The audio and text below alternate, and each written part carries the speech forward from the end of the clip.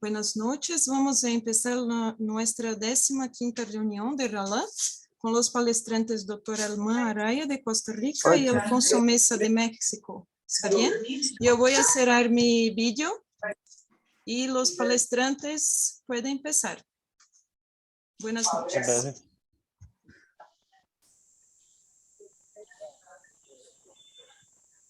Bueno, luego que Karen iniciara la introducción, creo que es preferible que entremos en aras del tiempo con lo que vinimos. El doctor Olman Araya nos va a hablar de técnica de masquelet modificada y técnica asociada a transporte óseo. Olman, la pantalla es tuya. Ok, buenas noches. Muchísimas gracias por la invitación. Realmente es un honor poder estar aquí esta noche y poder darles un poquito de lo que estamos haciendo nosotros acá en Costa Rica. En realidad, cuando me invitaron a presentar este caso clínico, nosotros no es que hacemos nada diferente a lo que se hace comúnmente, nada más que es una opción ahí que se los dejo ahí para ver si les gusta el caso y lo que estamos haciendo nosotros. Estamos tratando de utilizar una técnica de masclet que en realidad no es modificada, sino utilizando las ventajas de la pseudomembrana para poder tener un mejor resultado en nuestros transportes. A ver qué les parece. Entonces, primero que todo, esto es un paciente masculino de 20 años que tuvo un accidente el 29 del 3 del 2020, un accidente de motocicleta. Iba a doblar a mano izquierda y al doblar a mano izquierda un carro rayó en doble línea y lo golpeó de costado y lo arrastró, creo que como más o menos unos 50 metros.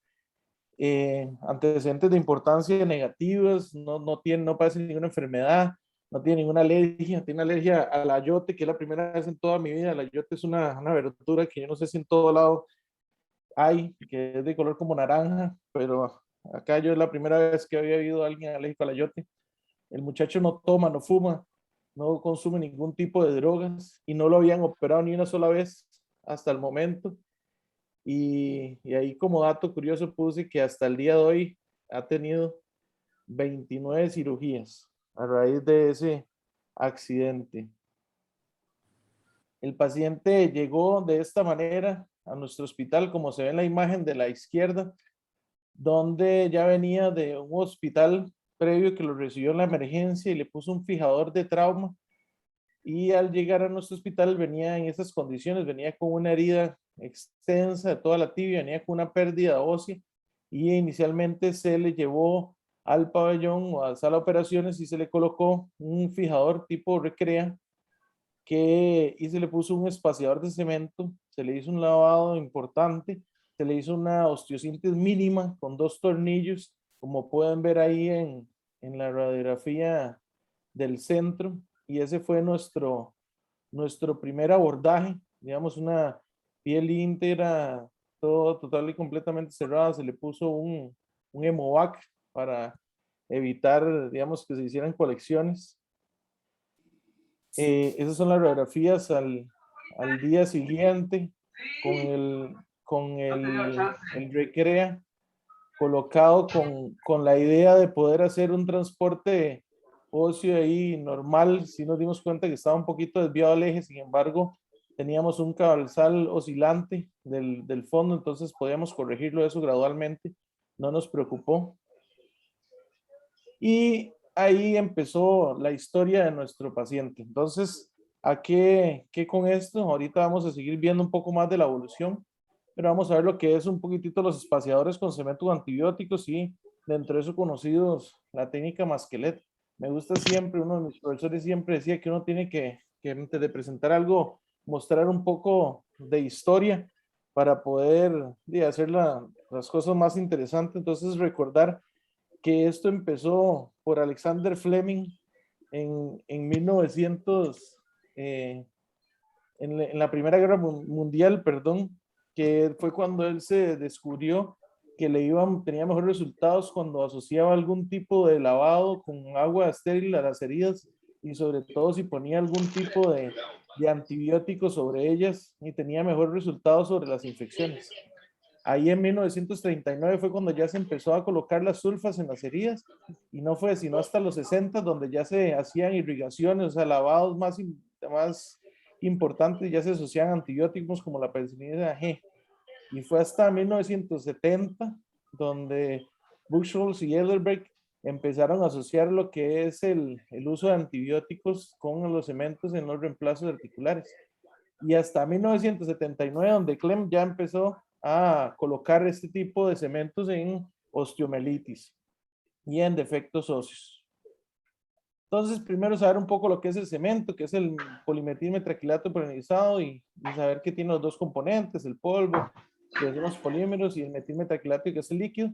Y los más antibióticos más importantes. Hay artículos donde menciona ahí cuáles son los antibióticos. Normalmente nosotros en el hospital nos apoyamos con la parte de infectología para ver cuál de nuestros antibióticos puede funcionar más con los pacientes, sobre todo cuando ya hay cultivos. Entonces ahí vemos la genta, la banco, la clinda, la tetraciclina, la tobramicina. Nosotros normalmente usamos genta y vancomicina, que es lo que más frecuentemente utilizamos. Saber que de la parte epidemiológica es muy importante porque el costo que producen este tipo de fracturas expuestas y el manejo de las infecciones en pacientes de ese tipo es muy elevado. Entonces podemos ver que por año de todas las fracturas de diáfisis de tibia, el 19 al 23% van a ser expuestas grado 1, 2, inclusive 3, y hasta de estas más o menos un 40% van a tener pérdidas óseas, y de estas el 30% se infectan. Más o menos van a elevar unos costos en promedio que van a ser hasta de $680,000 en algunos pacientes por múltiples lavados. Como podemos ver este caso, este paciente tiene 29 cirugías, internamientos a repeticiones y 2 años de tratamiento.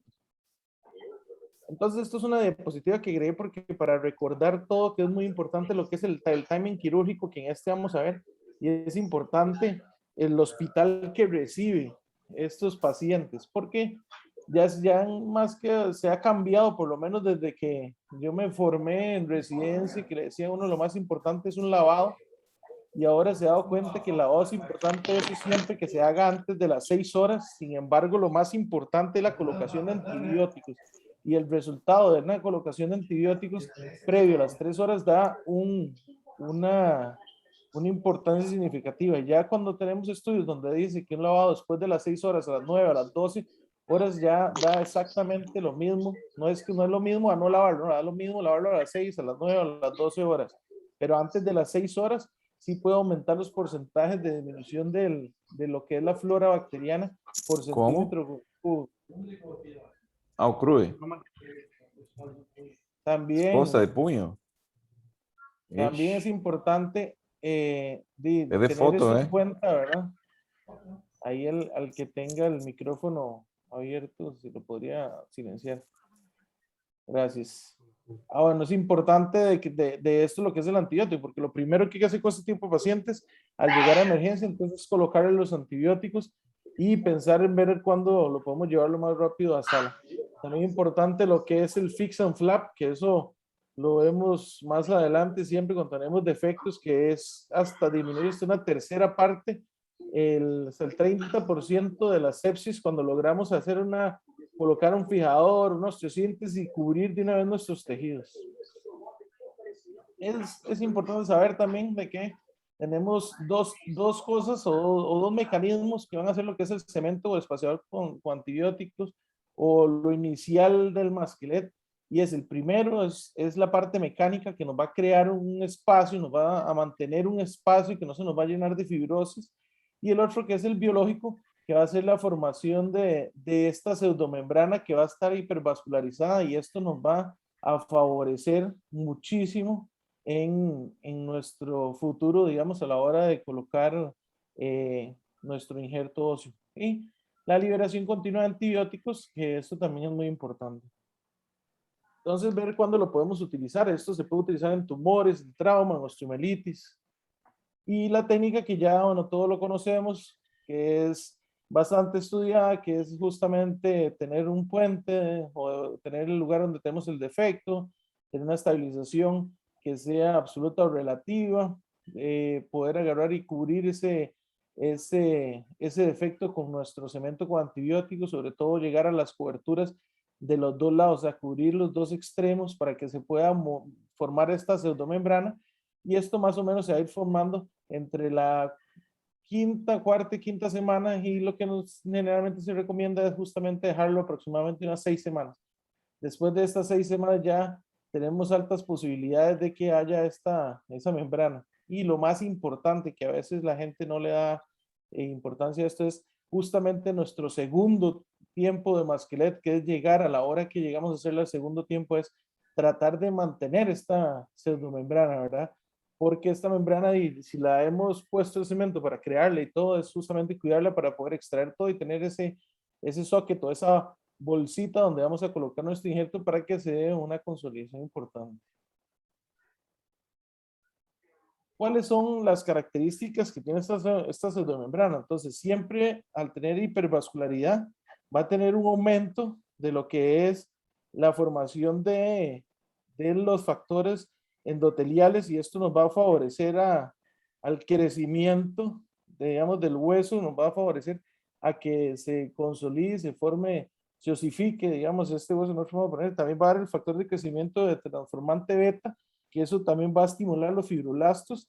Y la otra es la enzima morfogenética, que también va a haber un aumento, y se dice que en esta pseudomembrana va a haber un aumento de estas tres hormonas que nos van a ayudar, digamos, en esto, que se vaya una consolidación mucho más importante y prevenir un poco la reabsorción de nuestro injerto. Ahí vemos en una de las fotos cómo se ve la membrana, que se ve bastante, o sea, es fácil de ver, fácil de observar, y nosotros tenemos que conservarla a la hora de hacerlo. En este caso fue con un clavo y un defecto ahí en el clavo, y podemos ahí rellenar nuestro injerto y favorecer la consolidación.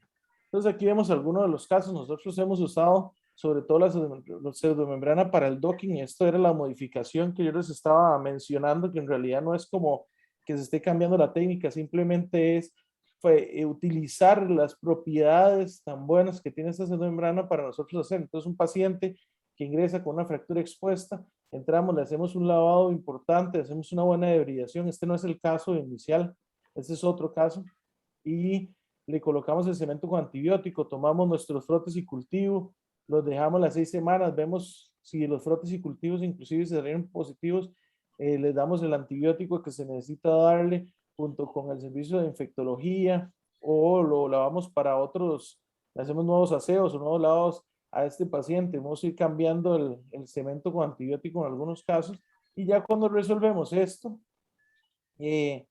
vamos a la segunda parte, y lo que hacemos es hacer la osteotomía, retirar el espaciador y empezar el transporte sobre esta pseudomembrana, ¿verdad? Y esto nos ha favorecido muchísimo, sobre todo a la hora del docking site, que a la hora del docking site entonces entramos y colocamos nuestro injerto, revivamos nuestros bordes, utilizamos a veces, inclusive si estamos seguros de que no tenemos infección, entonces podemos usar la enzima morfogenética en alguno de los casos, o podemos utilizar el plasma con plaquetas, bueno, todo lo que ya sabemos de las nuevas técnicas del Diamond que podemos utilizar ahí, pero favoreciendo, digamos, digo yo, con la ventaja de poder hacer este transporte sobre esa pseudomembrana, y nos ha ido bastante bien. Algunas veces inclusive esperando a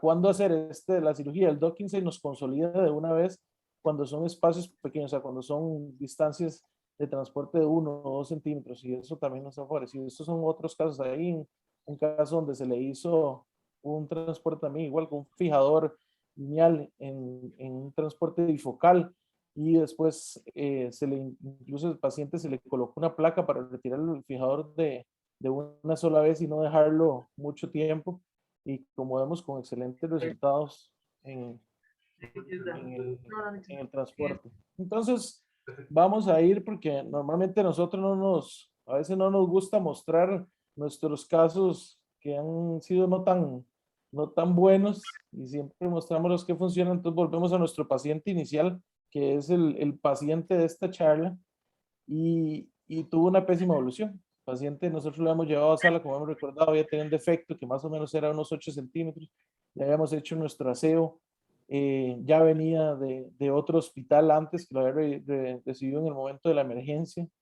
Entonces llegó varios días después con un fijador de tramo. Nosotros lo pagamos a este fijador de transporte lineal y el paciente nos evolucionó con una sepsis importante, nos hizo unas fístulas, nos hizo una necrosis de la piel, como podemos ver ahí en las imágenes. Hicimos bastantes aseos, lo llevamos bastantes veces a sala de operaciones, hicimos debridaciones, inclusive ya cuando creíamos y teníamos cultivos negativos, lo volvimos a llevar a la sala de operaciones, le hicimos un colgajo ahí de solemisóleo y de gastrocnemius, y sobre este le pusimos un injerto de piel como se ve a la derecha, y a la hora que salió en el momento empezó a hacer como unas sepsis también de nuestro injerto de piel. Entonces lo tuvimos que llevar más veces otra vez a sala, perdimos nuestro injerto de piel, tuvimos bastante complicaciones a la hora de cerrar este defecto. Ahí podemos ver donde teníamos el paciente con nuestro fijador, el tipo Recrea o un fijador para transporte monoplanar, y tenemos el defecto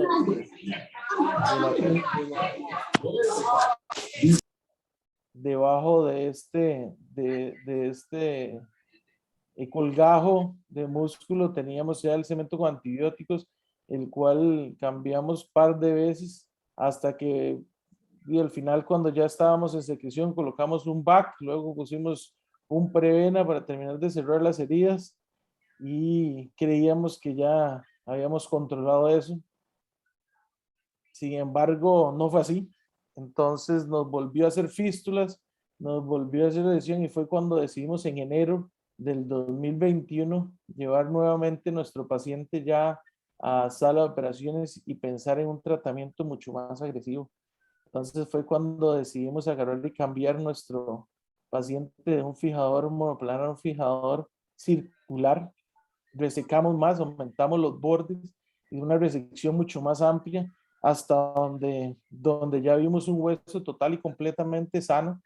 Y este fue el resultado de nuestra intervención. Ya al final, cuando habíamos controlado la infección, primero se controló con el fijador monoplanar, se le puso el espaciador con cemento, y cuando ya íbamos a hacer osteotomía decidimos cambiarlo a este fijador circular. Entonces decidimos hacer un ¿Pasan a Caleb allá? Perdón. Perdón, Alfonso.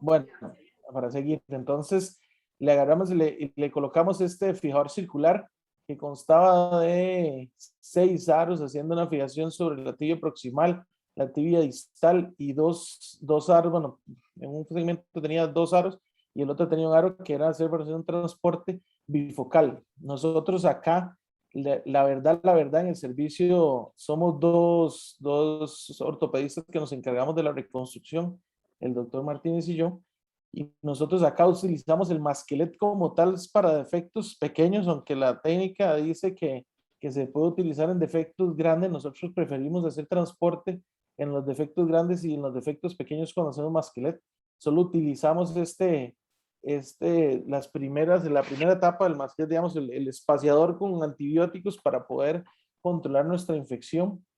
Y en este paciente fue así, teníamos un defecto de 18 centímetros de tibia, y entonces iniciamos nuestro transporte bifocal.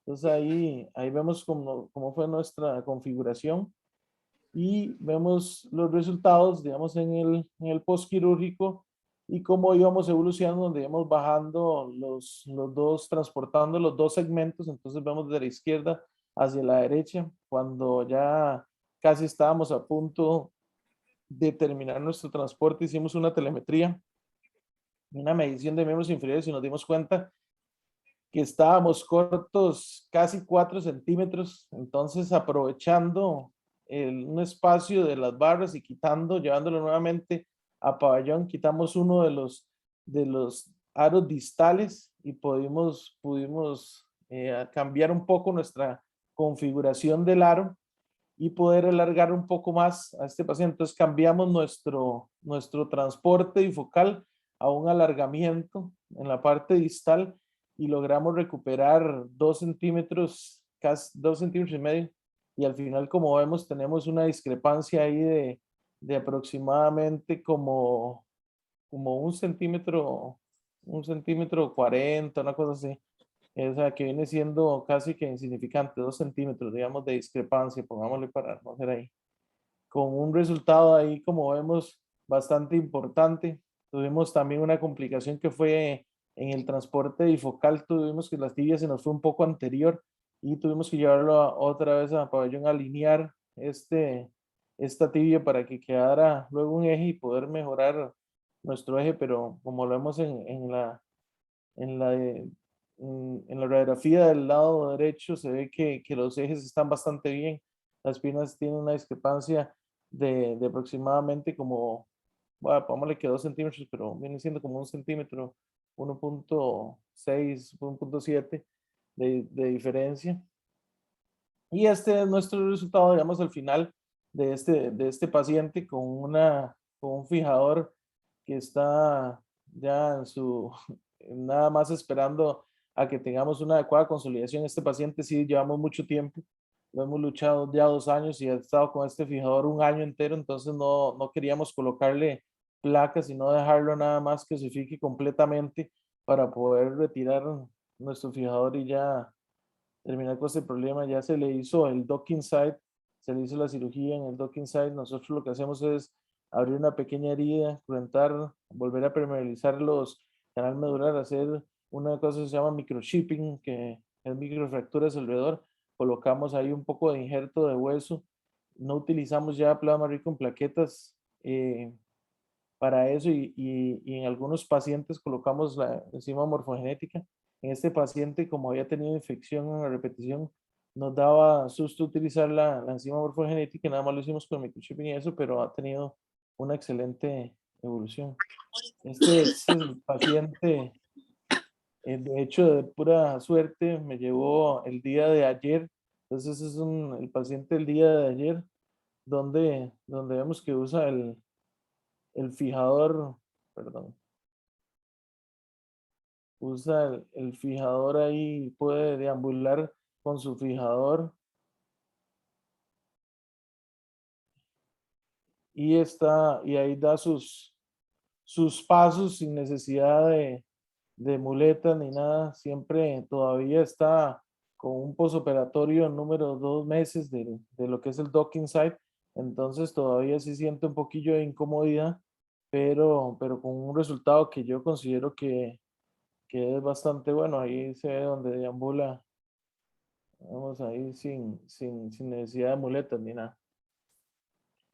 Entonces es lo que yo quería mostrarles un poco ahí de este caso que a mí me parece muy interesante y que tuvimos muchas complicaciones y en algún momento del proceso, inclusive hasta nosotros pensamos en que íbamos a tener que amputar a este paciente porque fueron 29 cirugías y todavía esperemos, nada más le quede la última, la número 30 para poder quitar el fijador. Pero entonces recordar, digamos ahí que tenemos la posibilidad de utilizar los espaciadores de cemento para el control de las enfermedades, este principio de Masquelet que nos puede ayudar a tener en esa zona un control mejor y tener recursos para tener una buena osificación. Recordar que a estos antibióticos se le pueden colocar, a estos cementos se les pueden colocar antibióticos como la gentalabanco, la tobramicina, tetraciclina, y saber que existe una amplia evidencia científica que corrobora la utilización del mismo.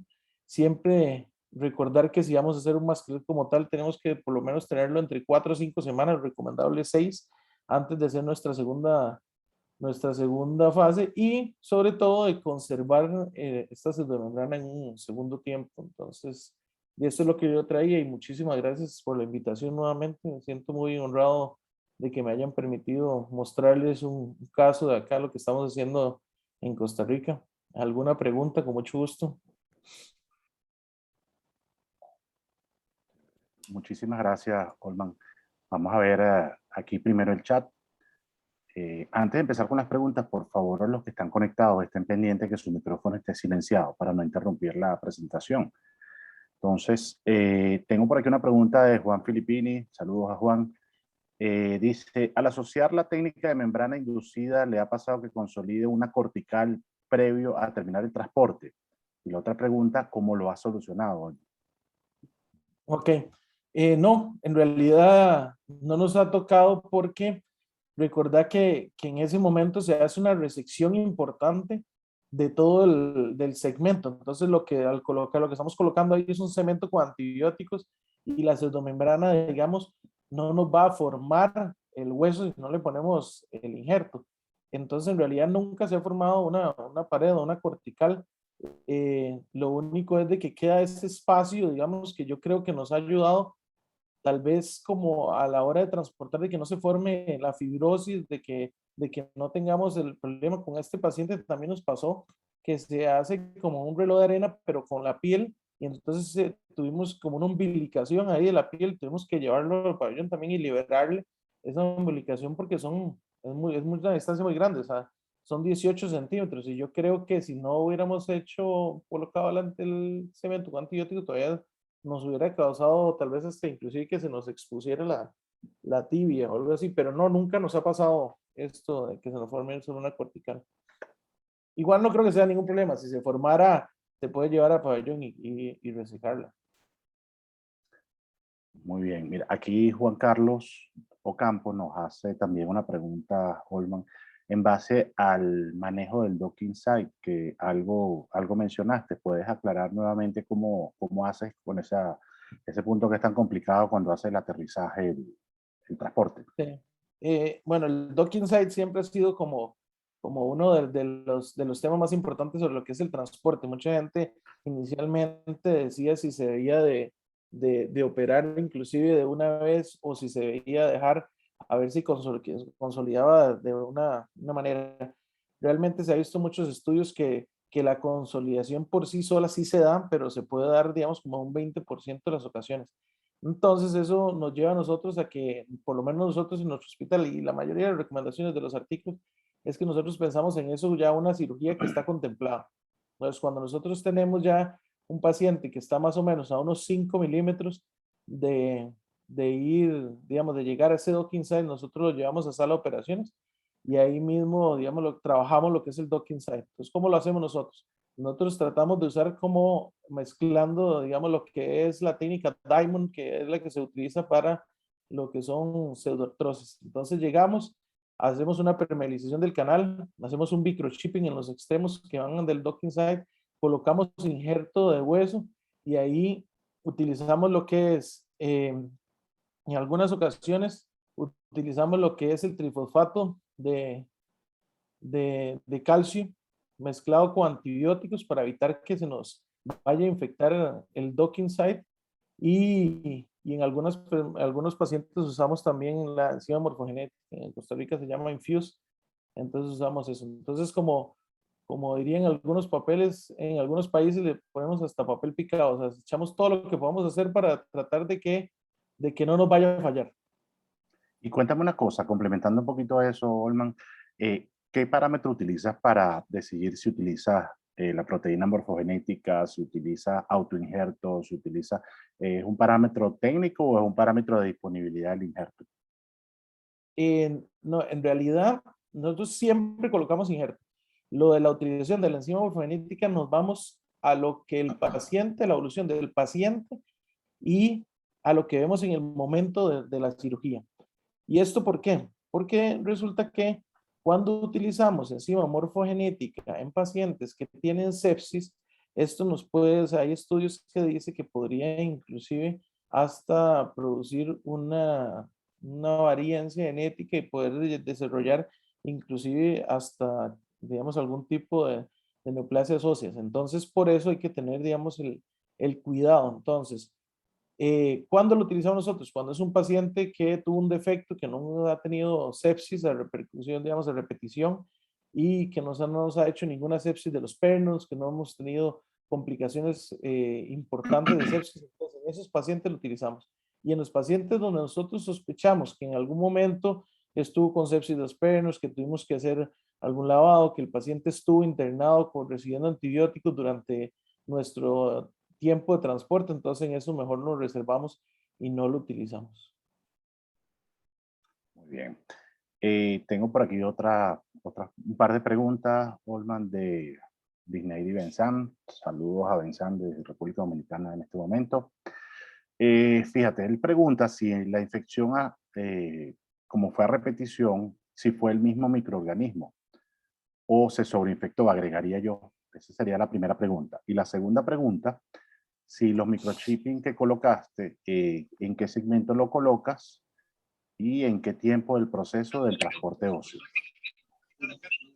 No, nosotros no colocamos microchip. Hay una técnica que usted agarra la cortical y le hace unas pequeñas microfracturas y hace como se puede decir, como un enrejado en los dos bordes que están llegando ahí a ese docking site, y eso favorece a que se dé sangrado los bordes, que va a favorecer la consolidación. Es un estudio, ahorita se me fue, pero es un estudio no japonés y nos ha funcionado súper bien.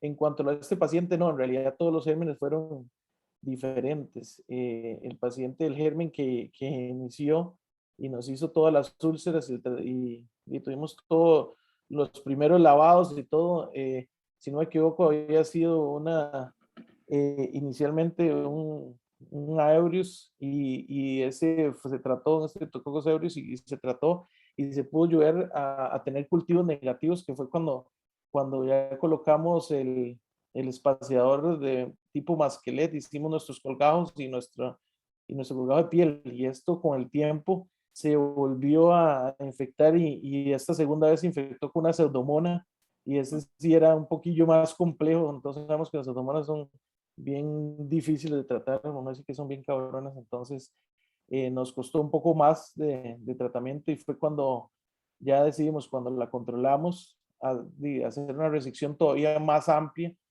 para poder como tener un mejor parámetro. Digamos, nosotros llegamos y tomamos cultivos de los bordes, nos salieron negativos, y aún así, cuando lo cambiamos a un circular, hicimos una resección un poquito más amplia y tomamos otra vez cultivos de estos nuevos bordes, y ahí fue donde ya no salió negativo y podemos seguir con nuestro tratamiento.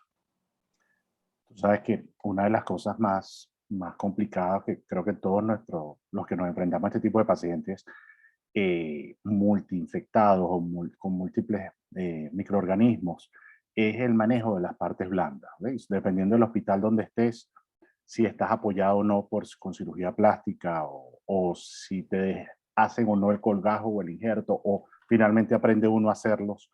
Háblanos un poquito de eso, Alma, para ver cómo fue el manejo para compartirlo. Sí, claro, yo creo que eso para nosotros ha sido una tortura, digamos. En nosotros, el hospital de nosotros sí cuenta con un cirujano, bueno, con 3 cirujanos plásticos. Sin embargo, no nos ha funcionado de mucho, porque primero, a veces es difícil que el cirujano plástico se comprometa con los pacientes de ortopedia, en el aspecto de que nosotros hemos tenido pacientes ahí que hay que hacerle osteocinta, tiene material expuesto, y el cirujano, digamos, se le ocurre que lo va a manejar para un cierre con segunda intención, cuando usted tiene material expuesto y todo. Entonces eso ha sido, digamos, una dificultad y un terror. A raíz de esos problemas, entonces el doctor Martínez y yo, que somos los que estamos encargados de la reconstrucción, dijimos, no, ya basta de esto. Nos empezamos a hacer los cursos, fuimos a hacer los primeros colgajos, y entonces empezamos a hacer nosotros nuestros propios colgajos. Entonces ya nosotros hacemos nuestros colgados, después hicimos los injertos de piel, y ya ahora estamos haciendo hasta colgados microquirúrgicos, ahí poco a poco. Entonces realmente, digamos, ahorita la parte de reconstrucción en mi hospital, nosotros no estamos usando cirujanos plásticos en el intermedio hasta donde se pueda, o sea, hasta donde nos dé a nosotros. Yo creo que en realidad no es por ser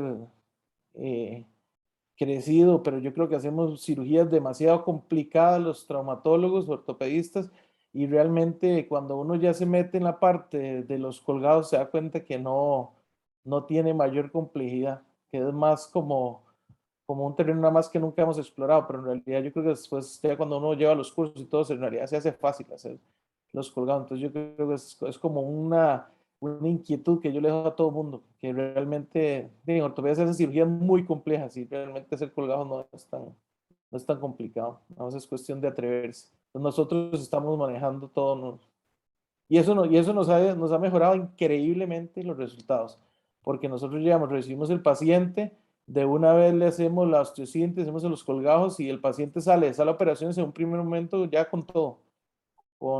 Si estaba limpio, una vez con los osteosíntesis con placa, con el colgajo de sóleo y con el injerto de piel y con todo el tratamiento, digamos. Y nos ha favorecido mucho la sepsis, o sea, que no se infecten, digamos, los pacientes.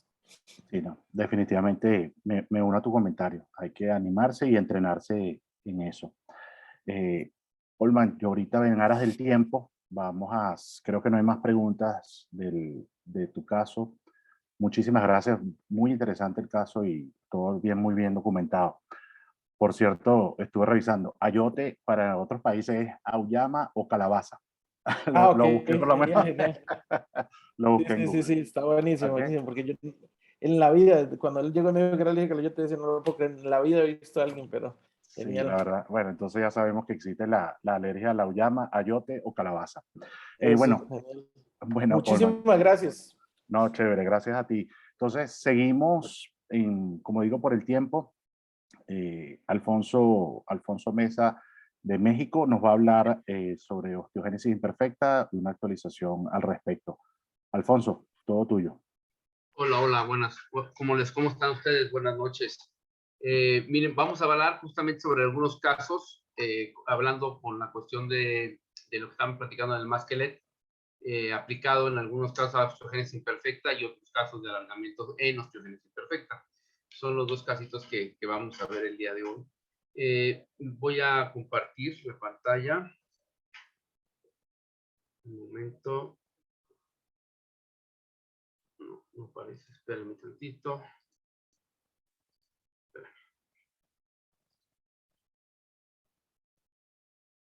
Aquí está. Ok. A ver.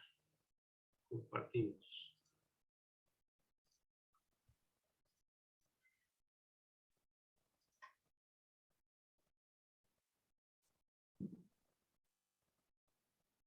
Un momento. Voy a cambiar la configuración de visualización.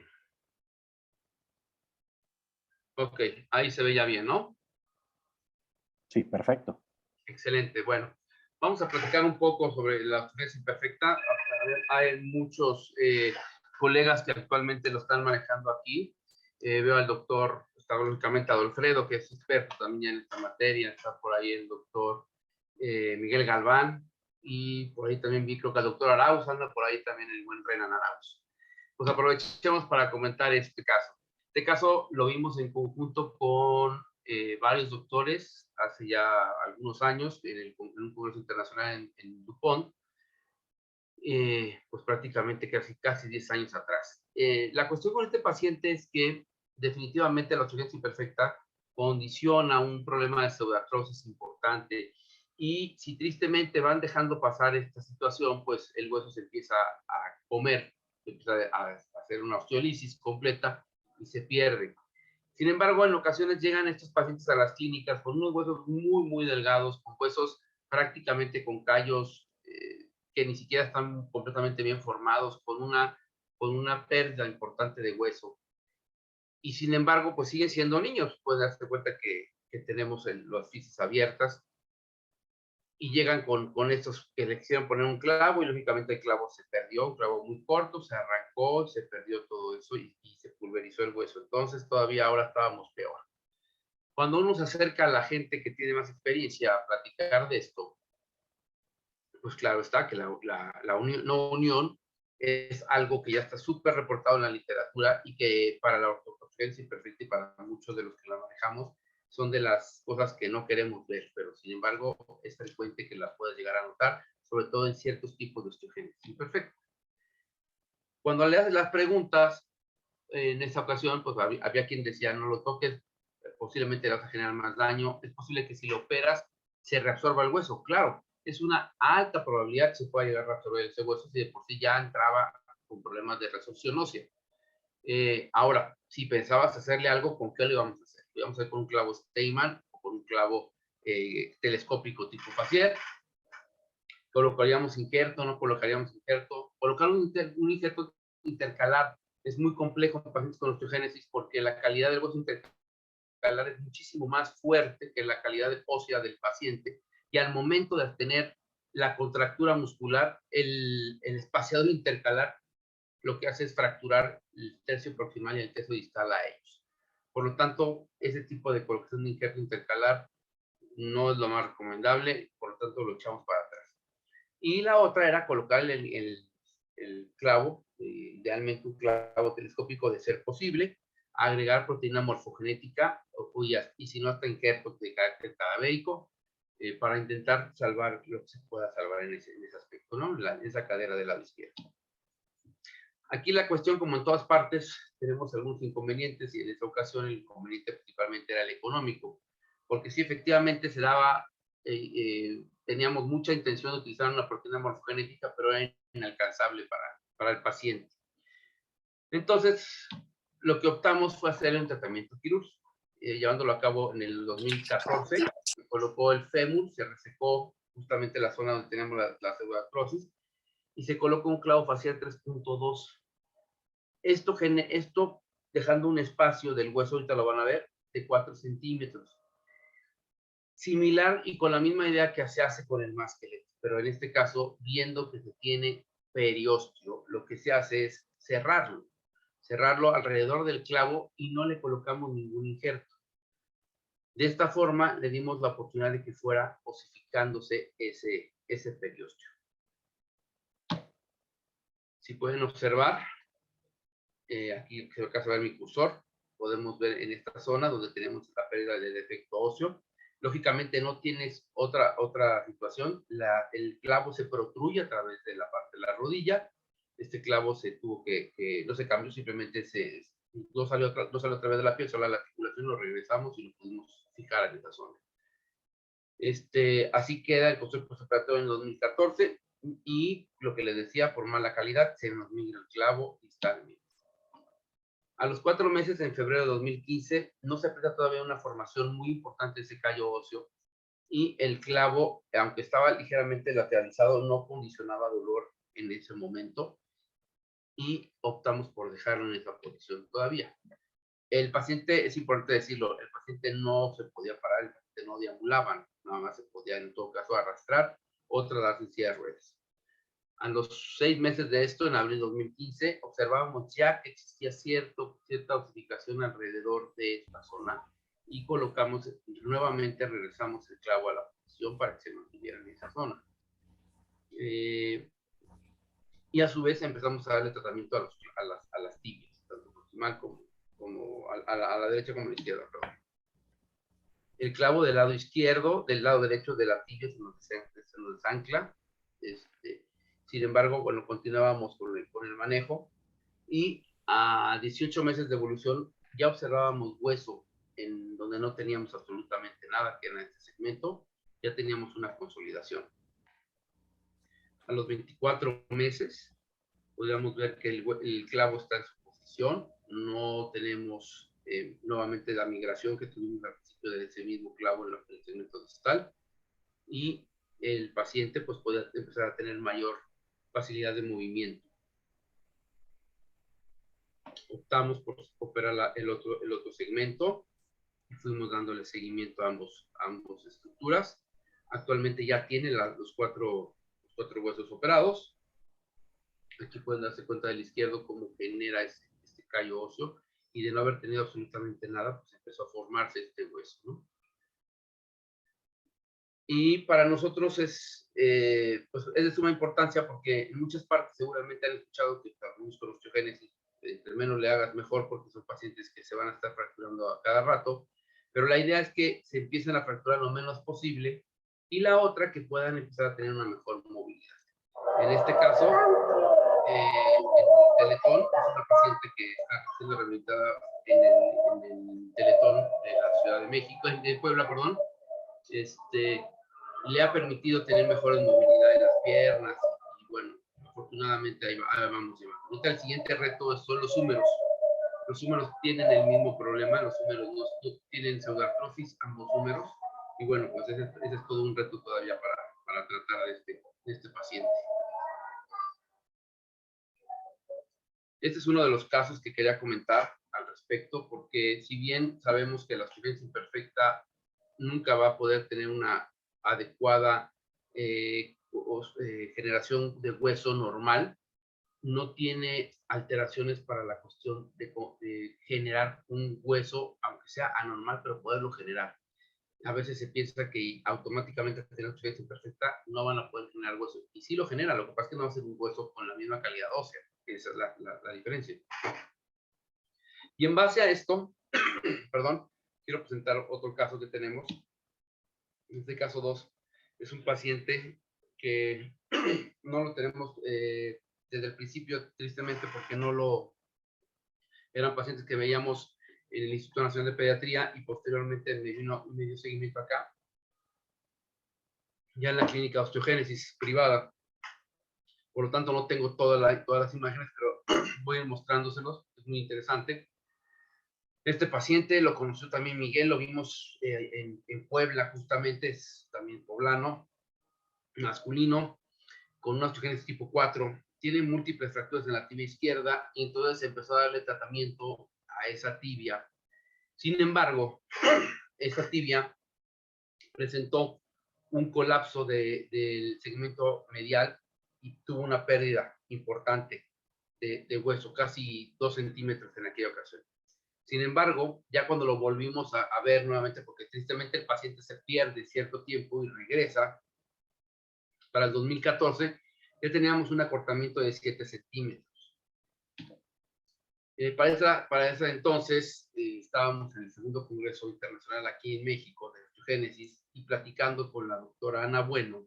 Ella me decía que tenían cierta experiencia en alargamiento del paciente con osteogénesis y que si bien no es el protocolo convencional de un alargamiento, podríamos tener buenos resultados, sobre todo en este paciente que ella también lo vio en esa ocasión.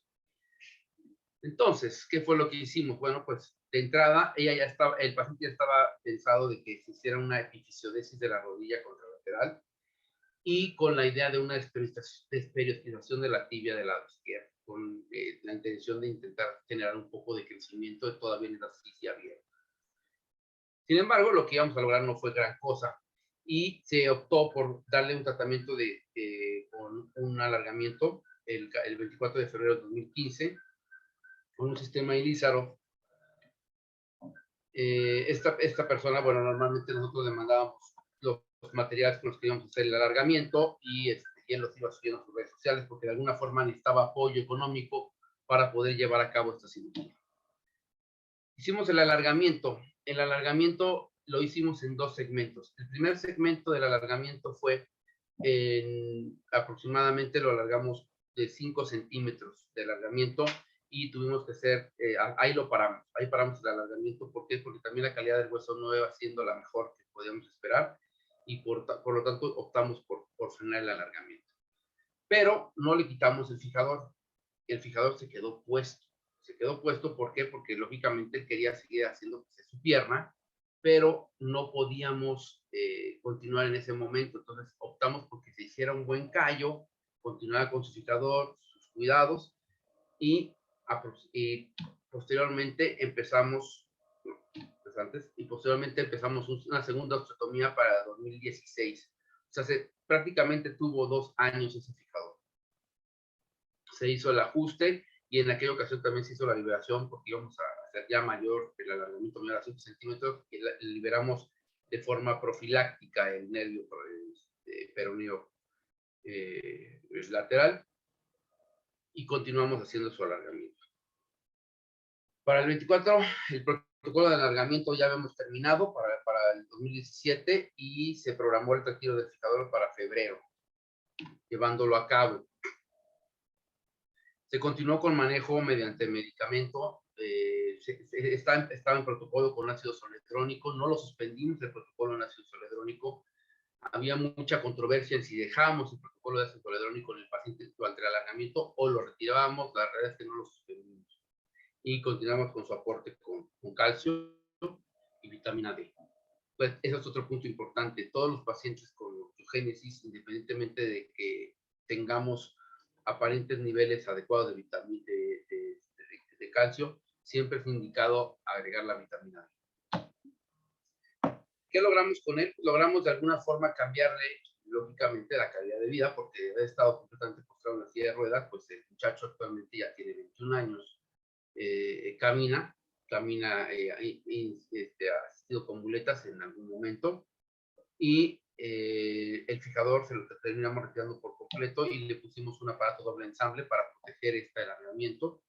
El alargamiento iba de este segmento hasta este segmento, ¿sí?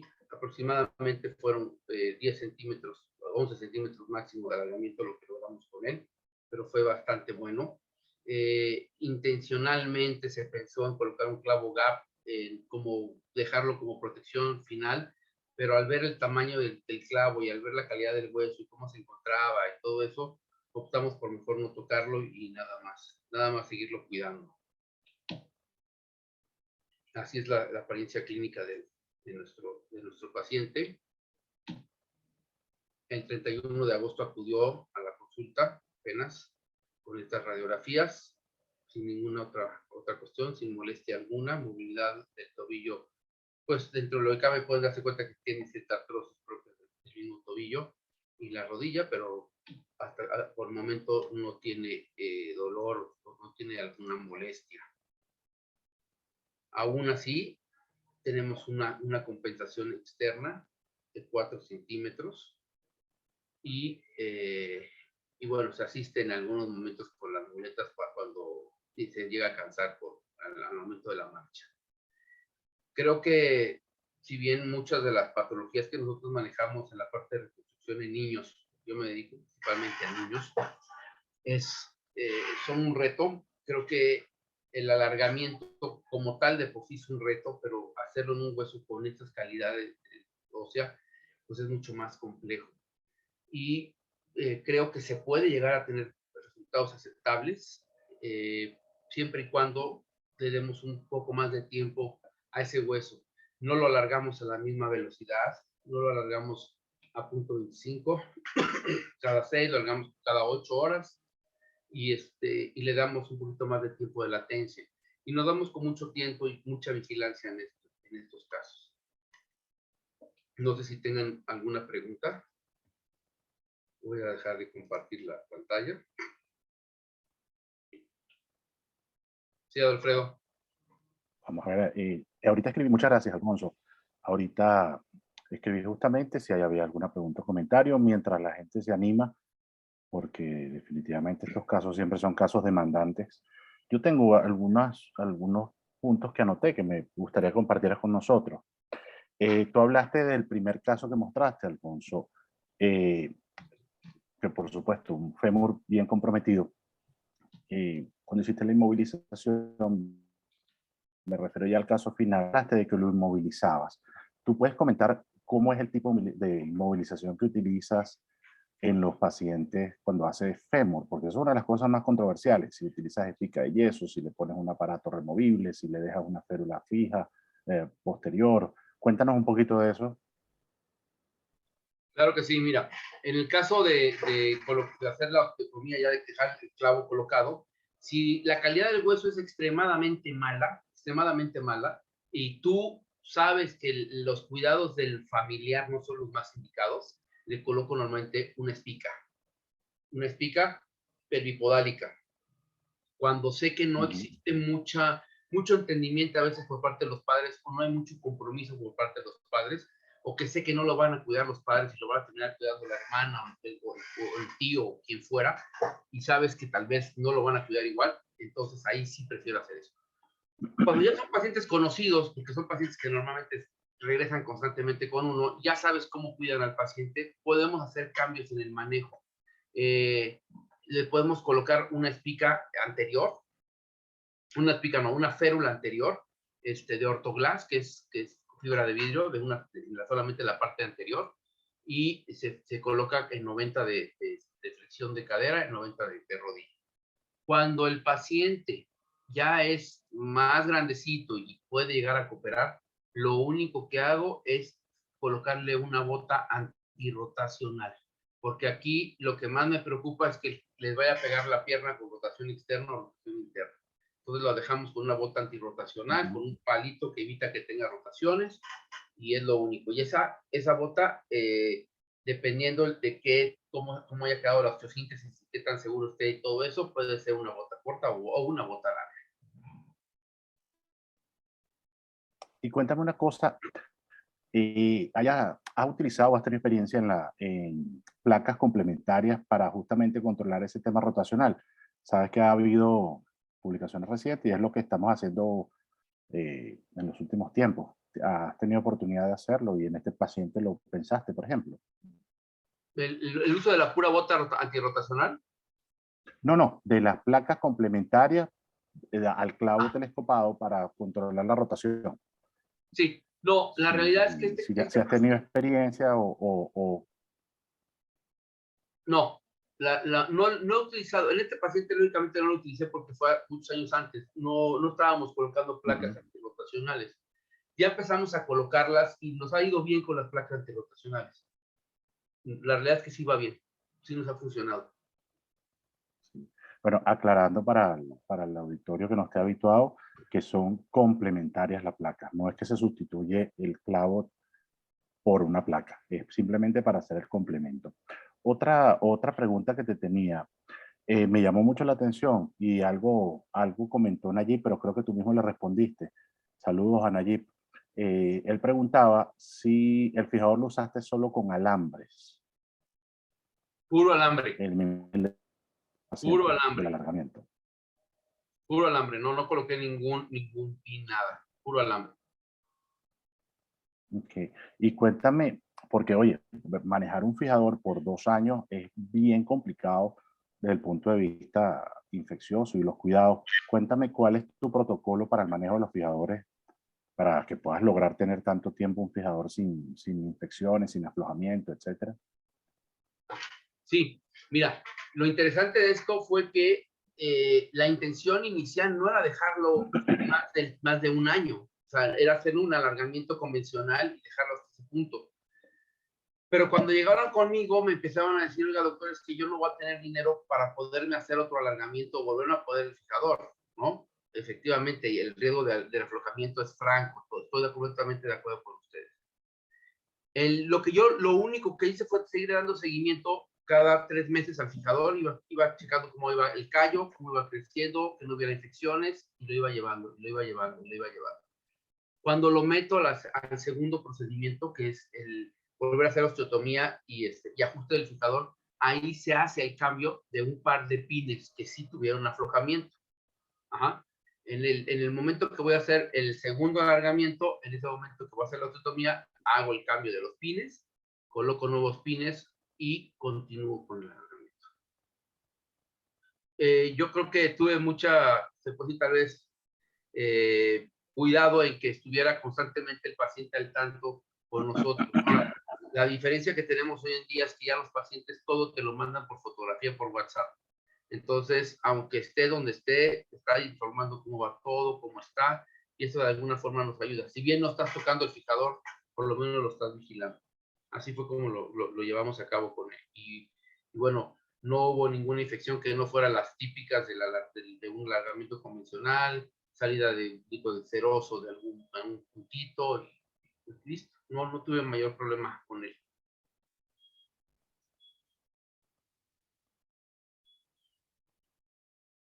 Muy bien. Aquí voy a aprovechar a leer algo que escriben allí, siempre aprendiendo nosotros y escuchando a los maestros y los amigos con más experiencia. Siempre entonces considerar, dice, muchas veces logramos más haciendo menos, primo no ser. El riesgo de aflojamiento de los alambres al permanecer tanto tiempo. Bueno, ya tú hablaste de los cuidados que tuviste que hacer eso, porque definitivamente manejar por tanto tiempo un fijador requiere una muy buena conexión con el paciente. Alfonso, cuéntame un poquito de lo que es el protocolo de bifosfonados que estás usando en este momento. Vi que los trataste con ácido solendrónico. ¿Todos tus pacientes reciben un solendronato en este momento? Todos. O sea, ok. Todos. No hay ninguno que, no hay ninguno que esté No, recibiendo pamidronato disódico. No, en México no tenemos pamidronato, solamente tenemos ácido Oh. soledrónico, por eso no manejamos pamidronato. Y el protocolo que llevamos es de 0.5 miligramos por kilo de peso cada 6 meses. Aquí lo seguimos haciendo cada 6 meses. Ya hay protocolos que lo hacen cada 4 veces al año. Pero eso depende mucho de cómo vaya funcionando y cómo vayas viendo también la densitometría ósea que vas llevando a tus pacientes. Creo que anda Renan. Sí, eso es muy importante. Eso es muy importante porque justamente ha habido controversias en algunos sitios de discusión en Latinoamérica sobre la benignidad o no de la utilización del solendronato, dando más beneficio del pamidronato sobre el solendronato o viceversa. Cuando la última revisión de la biblioteca Cochrane lo que recomienda es simplemente el uso del bifosfonato que tengas disponible en el país. Mira, no tengo más preguntas aquí en el chat. No sé si alguien quiere hacer algún otro comentario. Renan tenía la mano levantada ahorita. Ah, no lo había visto. Dame Hola, a Renan. ver si podemos. ¿Dónde lo tenemos por aquí? No lo veo. Tenía la mano hace rato. Ahorita lo acabo de quitar. Vamos a ver si lo... Pero no lo veo porque no sé si... Ahí está. Ah, ok. Yo creo que no sé si yo puedo... No, creo que tiene que ser Karen la que le dé el micrófono, la que le permita hablar, porque no tengo aquí cómo manejarlo. No sé si Karen nos puede ayudar con eso, por favor. Sí, ya encaminé un mensaje para Renan. Uh-huh.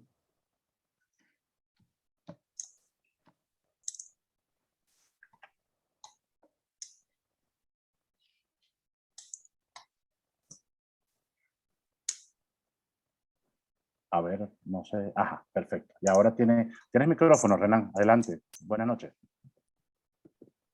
Oh, creo que lo silenciaste otra vez.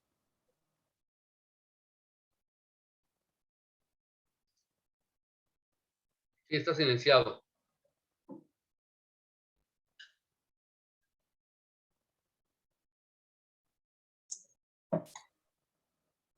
Renan, ya encaminé un mensaje. Bueno. No lo sé. Sí. Renan, intenta ver si puedes abrir el micrófono. Porque yo consigo cerrar los micrófonos, pero Ahora, abrir es la persona. listo. Ahí está. Ya desconectó. Solo apriétalo una vez, Renan. Una sola vez.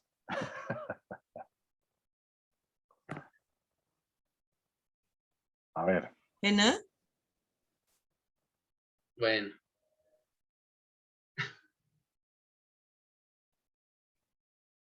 Si no será que lo escribe. Porque, Escribe lo mejor, Renan, entonces. Renan, yo no consigo, no logro abrir, ¿sí? Los micrófonos, solamente cerrarlos. Dice que no conecta. A ver. Y es interesante porque me gustaría escuchar qué está haciendo Renan allá en Panamá con estos pacientes, porque también sé que llevan los protocolos de ácido de pamidronato, creo ellos allá. Me gustaría que nos comentara algo al respecto, a ver cómo va en Panamá con ello. Ya. No sé si mientras Renan logra conectarse o aprovechar que tenemos al doctor Galván, que evidentemente tiene una vasta experiencia en este punto. No sé, Miguel, si tienes oportunidad de abrir el micrófono, o Karen, si le podemos dar oportunidad. No, sí, es nada más de darle el botoncito. Claro. Ahí me oyen. Sí, está bien. Bien. No, mira, déjame abrir la cámara también. ¿Qué les cuento? Yo uso ácido solindrónico de hace muchos años por la comodidad. El pamidronato lo usé también por muchos años y los resultados son iguales. O sea, los dos son la comodidad del ácido solendrónico, es cada 6 meses, se coloca en 1 hora, el otro son 3 días. O sea, yo la verdad es que no veo por qué usar el pamidronato si tienes el ácido solendrónico. Si no tienes el ácido solendrónico, usa el pamidronato. Esa sería la única razón para usarlo cuando son moléculas muy parecidas y con resultados muy parecidos. Ya eso no son los resultados míos, sino del doctor Gloriex en Montreal, quien hizo ya los estudios comparativos entre uno y otro y terminó cambiando a todos sus pacientes de Montreal, que básicamente es el protocolo que yo sigo, cambió a ácido solendrónico. Con respecto al uso de fijación externa, yo siempre busco la forma de hacer un acortamiento agudo. Hablo con los pacientes y los convenzo de ser más chiquitos en osteogénesis imperfecta, hay mucho menos posibilidades de que se fracture un hueso corto que un hueso largo. Ayer coloqué un clavo de fascia en un fémur, una niña con un acortamiento pequeño de 2 centímetros, y le hice un acortamiento del lado derecho y estoy utilizando las placas EVOS de Smith & Nephew. Estoy fascinado con los resultados. No coloco espica ni ningún tipo de inmovilización. La caja tiene tamaños de 2, 2.4 y 2.7 y es muy versátil. Todos los tornillos son bloqueados, tienen diferentes longitudes, y el instrumental es súper bueno y no es tan costoso como uno pensaría. Pues vale lo mismo que cualquier otra placa de la competencia. Entonces, tengo muy buen resultado con eso. Bueno, lo otro que yo hago cuando tengo una pseudoartrosis, utilizo más o menos un protocolo parecido al que utiliza el doctor Paley en pseudoartrosis congénita de tibia. Con toda la receta de Paley, excepto que no puedo utilizar injerto de cresta porque estos pacientes no tienen una cresta que pueda uno tomar injerto, ¿no? Entonces utilizo injerto de banco, utilizo BMP, utilizo la placa, utilizo el clavo. En el caso de cúbito y radio me ha ido muy bien, que tengo 2 huesos y hago un crosslink. En el caso de tibia y peroné también. Pero en el caso de fémur también he tenido buenos resultados a pesar de que es un solo hueso. Entonces, va bien, va bien. Yo de tantos años que tengo, no he tratado de no colocar un fiador externo en un paciente que el tutor es más pesado que el mismo paciente, ¿no? Ahora, el paciente que Alfonso operó, se ve que es una osteogénesis imperfecta tipo 4, y ese tipo de pacientes moderados o leves podría colocarse un tutor. ¿Sí? No me niego, ¿no? Pero buscaré la forma de no hacerlo, pues siempre. No, y tú, Alfonso, tú diste algo muy importante. Tú mencionaste el complemento con el bifosfonado durante y previo a esa cirugía. O sea, tampoco podemos aventurarnos a plantear un alargamiento o una utilización de un fiador externo en un paciente que no esté bien cuidado y bien tratado. De eso estamos, creo que todos claros. Vamos a aprovechar a Alfonso, que está Renan aquí también conectado ahorita. Miguel, gracias siempre por tus aportes. Y Renan, cuéntanos, estás aquí, ya le diste al botoncito que era. No puede ser. Hola, ¿qué tal? Aquí estoy estacionándome, llegando a la casa. Estuve escuchando la plática muy interesante. Ahorita aquí en la ciudad de Panamá la gente está como loca porque dieron permiso para salir a hacer las compras de Navidad. Y parece por una parte bueno que la gente se sienta tan segura y tan contenta, por otro, bueno, ya se imaginan el trabajo que vendrá después en enero. Ok, nosotros en Panamá la experiencia la hemos compartido desde el inicio con el doctor Galván, con el doctor Alfredo, con el doctor Alfonso. Empezamos con pamidronato, ya que los primeros niños que tuvimos con osteogénesis que se trataron recibieron la atención en Dominicana con la doctora Silva Jona. Una vez que regresamos a Panamá, en el 2012 se inició la clínica y desde entonces hasta el 2015 recibieron pamidronato. ¿Cuál era la principal limitante? La hospitalización, los ciclos trimestrales que teníamos que estar dejando a los niños 3 días y toda la secuencia. La ventaja de todo este asunto, por lo menos para mí como ortopedista pediátrico, fue el que me dieron la oportunidad de ver la transformación o el proceso en Canadá, y que el doctor Glorio vino a Panamá y compartió su experiencia, y él fue el que me dijo, no te estreses, haz la transición de ácido zoledrónico a pamidronato y tus niños van a estar igual de bien, porque ya parte de los estudios que se han publicado hasta la fecha, gracias a Dios, han probado que no importa cuál sea el nombre o la marca, lo que necesitas es que se le dé un bifosfonato acorde a su peso y talla. Entonces, hemos estado desde el 2017 que regresé de México, haciendo el mismo protocolo que se hace en México, que se hace en Colombia, que se hace en Estados Unidos, que es el ácido zoledrónico a 0.05. Y pues hasta ahora no hemos cambiado de las dosis semestrales.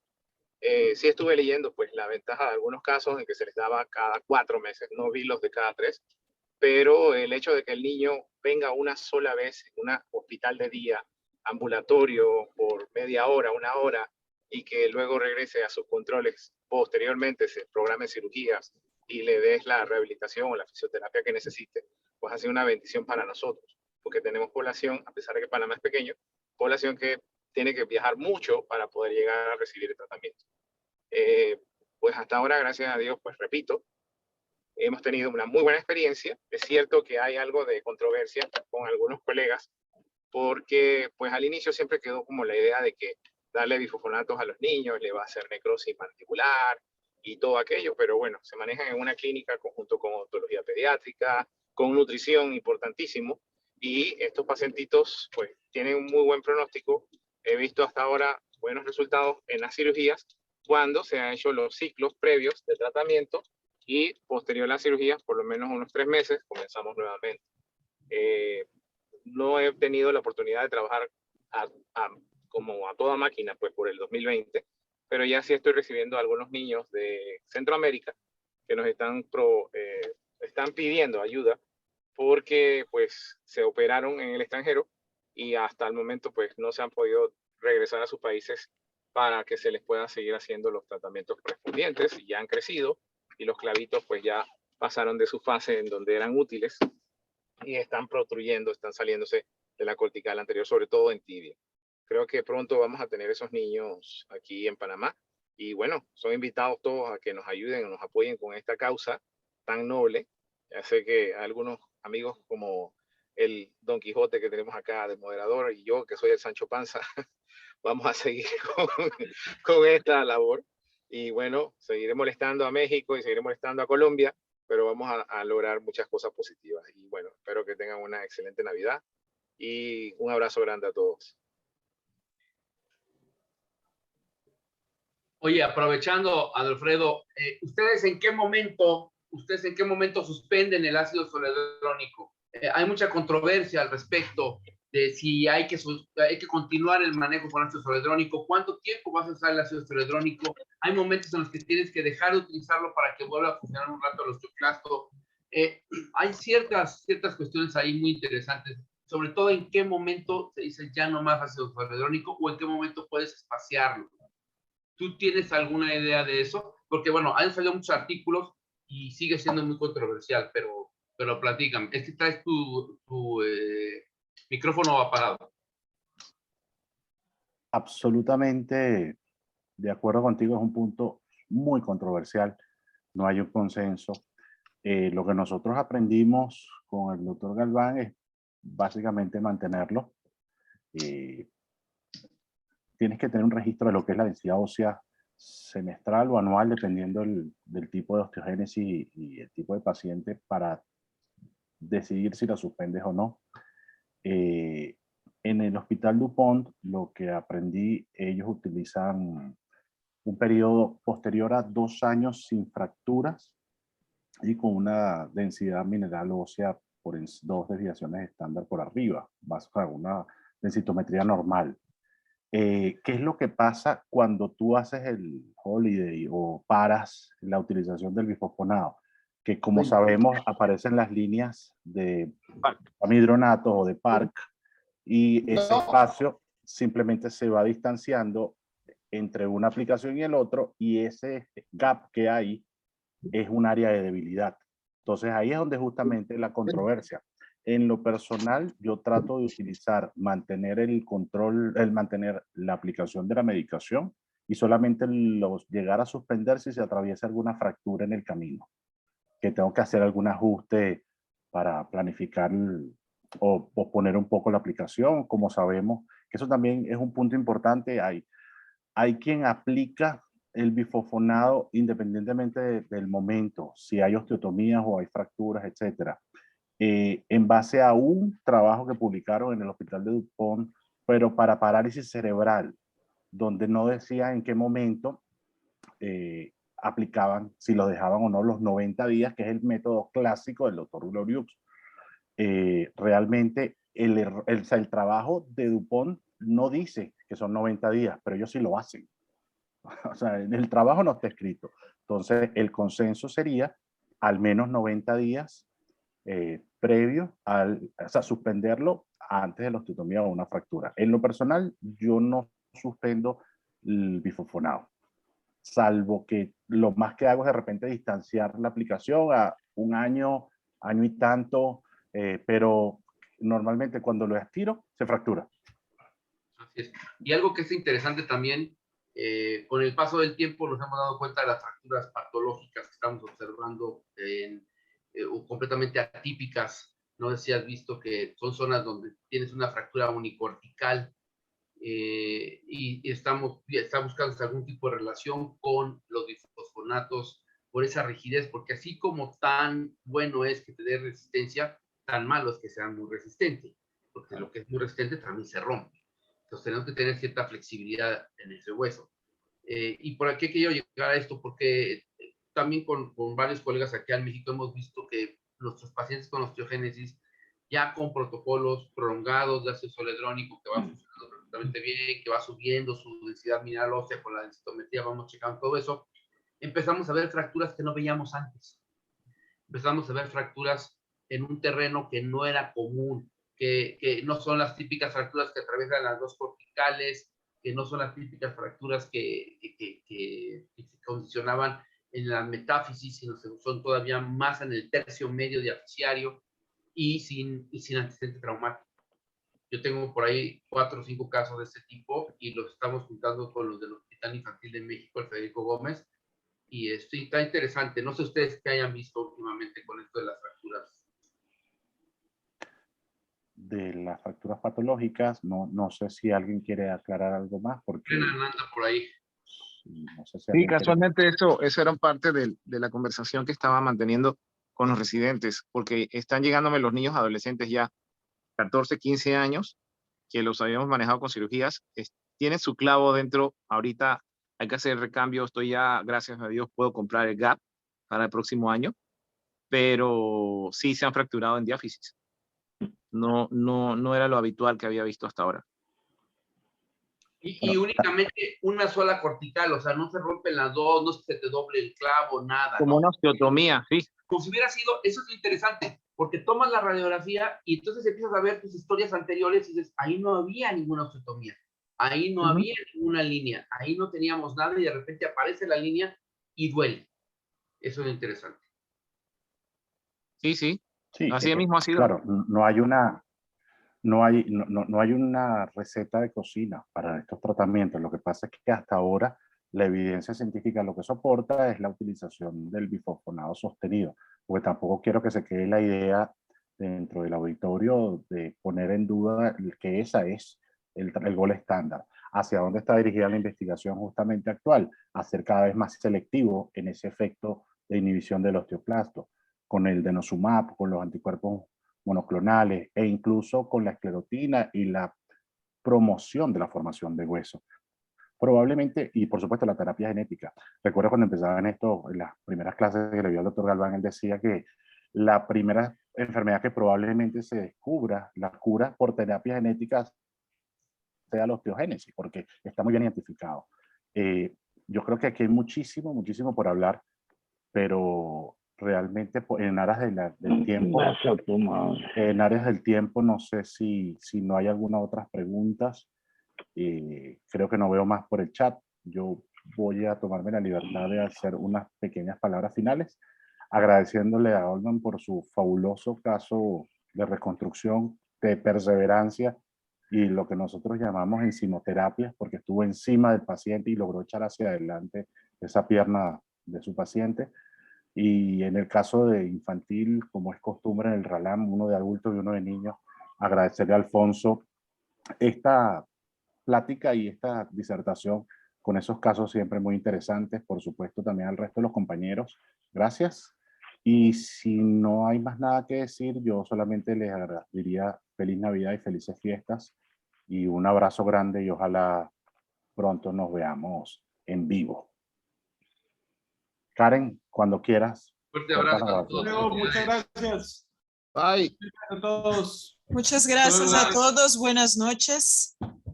Buenas noches, Karen. Buenas noches. Muchas gracias. Mucho gusto. Sí, feliz Navidades a todos.